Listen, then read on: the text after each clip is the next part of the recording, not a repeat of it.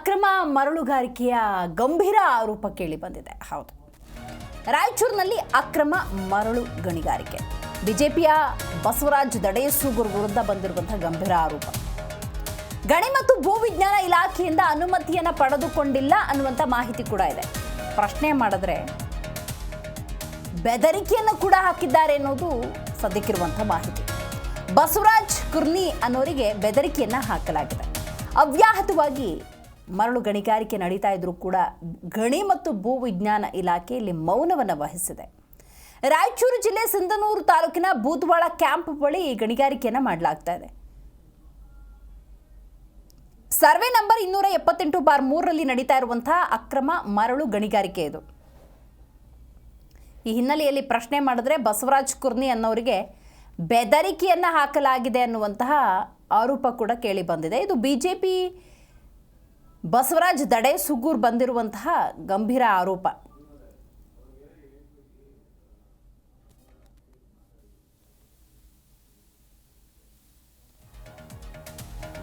ಸಿಂಧನೂರು ತಾಲೂಕಿನಲ್ಲಿ ಬೂದ್ವಾಳ ಕ್ಯಾಂಪ್ ಹತ್ರ survey number 278ರಲ್ಲಿ ಭಾರೀ ಅಕ್ರಮ ಮರಂ ಗಣಿಗಾರಿಕೆ ನಡೀತಾ ಇದೆ.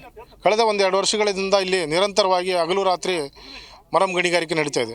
ಈ ಕುರಿತಂತೆ ನಮ್ಮ ಪ್ರಜಾ ಜಾಗೃತಿ ಸಂಘಟನೆ ವತಿಯಿಂದ ಮಾನ್ಯ ಗಣಿ ಇಲಾಖೆ ರಾಯಚೂರು ಇವರಿಗೆ ದೂರು ನೀಡಲಾಗಿ ಸತತ 3-4 ತಿಂಗಳ ನಂತರ ಮಾನ್ಯ ತಹಸೀಲ್ದಾರ್ ಅವರಿಗೂ ಕೂಡ ಗಮನಕ್ಕೆ ತರಲಾಯಿತು ಮತ್ತು ಬೆಂಗಳೂರು ಗಣಿ ಇಲಾಖೆ ಕೂಡ ಗಮನಕ್ಕೆ ತಂದ ನಂತರ ಅವರು 8ನೇ ತಾರೀಕು ತನಿಖೆಗೆ ಮುಂದಾಗಿದ್ದಾರೆ.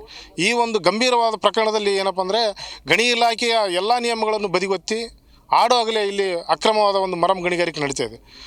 ಅಪ್ಪರಾವ್ ಎನ್ನುವರು ಪಾಣಿಯನ್ನು ಹೊಂದಿದ್ದರೂ ಕೂಡ ಇಲ್ಲಿ ಮಾಜಿ ಶಾಸಕರಾದ ಬಸವರಾಜ್ ದಡೇಸೂರ್ ಅವರ ಪ್ರಭಾವವನ್ನು ಬಳಸಿದ್ದಾರೆ.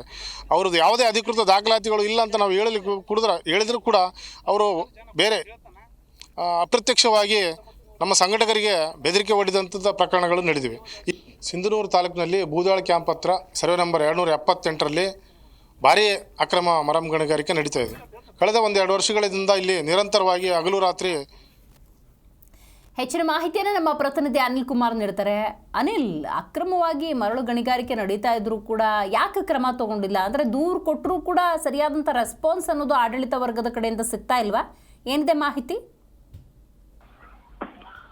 ದಿವ್ಯಶ್ರೀ, ನಿಜವಾಗ್ಲೂ ಏನು ರಾಯಚೂರು ಜಿಲ್ಲೆಯಲ್ಲಿ ಅಕ್ರಮ ಮರಳುಗಾರಿಕೆ ಜೋರಾಗಿ ನಡೀತಾ ಇರುವಂತ ಹಿನ್ನೆಲೆಯಲ್ಲಿ ಅದರ ಜೊತೆಗೆ ಮೊಹರಂ ಗಣಿಗಾರಿಕೆ ಕೂಡ ಸಾಕಷ್ಟು ನಡೀತಾ ಇರುವಂತದ್ದು. ಮೊಹರಂ ಜೊತೆಗೆ ಕಲ್ಲು ಗಣಿಗಾರಿಕೆ, ಮೊಹರಂ ಗಣಿಗಾರಿಕೆ ಕೂಡ ರಾಯಚೂರು ಜಿಲ್ಲೆಯಲ್ಲಿ ನಡೆದರೂ ಕೂಡ ಗಣಿ ಮತ್ತು ಭೂವಿಜ್ಞಾನ ಇಲಾಖೆ ಮತ್ತೆ ಯಾಕೆ ಮೌನವನ್ನು ವಹಿಸಿದೆ ಅನ್ನುವಂಥದ್ದು ಸಾಕಷ್ಟು ಅನುಮಾನಕ್ಕೀಡಾಗಿರುವಂತದ್ದು. ರಾಯಚೂರು ಜಿಲ್ಲೆ ಸಿಂಧನೂರು ತಾಲೂಕಿನ ಬೂದಿವಾಳ ಕ್ಯಾಂಪ್ ಬಳಿ ಗಣಿಗಾರಿಕೆ ನಡೆಸಿರುವಂತದ್ದು. ಸರ್ವೆ ನಂಬರ್ 278/3ರಲ್ಲಿ ನಡೀತಾ ಇದ್ರು ಕೂಡ ಇನ್ನೊಂದು ಕೂಡ ಆರೋಪ ಕೇಳಿ ಬಂದಿರುವಂತದ್ದು. ಬಿಜೆಪಿ ಮಾಜಿ ಶಾಸಕರಾದಂತ ಬಸವರಾಜ್ ದಡೇಸೂಗೂರ್ ಅವರು ಗಣಿಗಾರಿಕೆ ನಡೆಸ್ತಾ ಇದ್ದಾರೆ ಅಂತ ಆರೋಪ ಮಾಡಿದ್ರು. ಅಲ್ಲಿ ಸಂಘಟನೆಯವರು ಕೂಡ ನೇರವಾಗಿ ಹೇಳ್ತಾ ಇರುವಂತದ್ದು. ಆದ್ರೆ ಯಾಕೆ ಈ ಇಲಾಖೆಗಳು ಮೌನವಾಗಿರುವಂತದ್ದು ಸಾಕಷ್ಟು ಅನುಮಾನಕ್ಕೀಡಾಗಿರುವಂತದ್ದು. ಯಾಕಂದ್ರೆ ಸಾಕಷ್ಟು ಅಲ್ಲಿ ನೋಡಿದ್ರೆ ಕಳೆದ 2024ರಲ್ಲಿ ಜನವರಿ 1ಕ್ಕೂ ಕೂಡ ಅಲ್ಲಿ ಒಂದು ಪ್ರಕರಣ ದಾಖಲಾಗಿರುತ್ತೆ. ಅದೇ ಸರ್ವೆ ನಂಬರ್ ಅಲ್ಲಿ ನೇರವಾಗಿ ಆ ಸರ್ವೆ ನಂಬರ್ ಅಲ್ಲಿ ಪ್ರಕರಣ ದಾಖಲಾದಂತ ಸಂದರ್ಭದಲ್ಲಿ ಕೂಡ ಅವರು 2 ಮೀಟರ್ ಮಾತ್ರ ಒಳಗಡೆ ಗಣಿ ಮಾಡಿದ್ದಾರೆ ಅನ್ನುವಂಥದ್ದು ಒಂದು ಆರೋಪ ಪ್ರಕರಣದಲ್ಲಿ ದಾಖಲು ಮಾಡ್ಕೊಂಡಿರ್ತಾರೆ.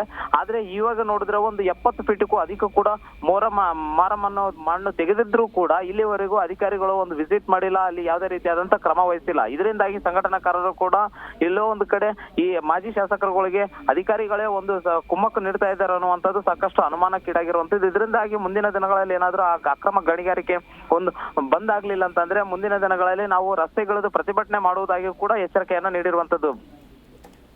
ರೈಟ್ ಅನಿಲ್, ನಿಮ್ಮೆಲ್ಲ ಮಾಹಿತಿಗಾಗಿ ಧನ್ಯವಾದ.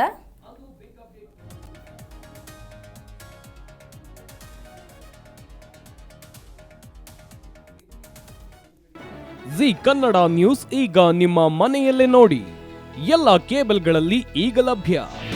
ನಿಮ್ಮ ನೆಚ್ಚಿನ ಜಿ ಕನ್ನಡ ನ್ಯೂಸ್ ಈಗ ಸನ್ ಡೈರೆಕ್ಟ್ ನಲ್ಲಿ number 292, Tata play number 1664, Jio TV number 1334, NXT digital number 30, in cable number 30, city networks 51, U digital number 162, GTPL number 17, Rockline telecommunications number 42, Shri Basaveshwara cable number 168, rural cable network 60, Vinayaka digital 57, Abhishek cable 821, city channel 53, Siddeshwara cable network 57, V4 digital Infotech 628, Surya digital networks 53, Gajanan digital number 836, Malnad Infotech private limited number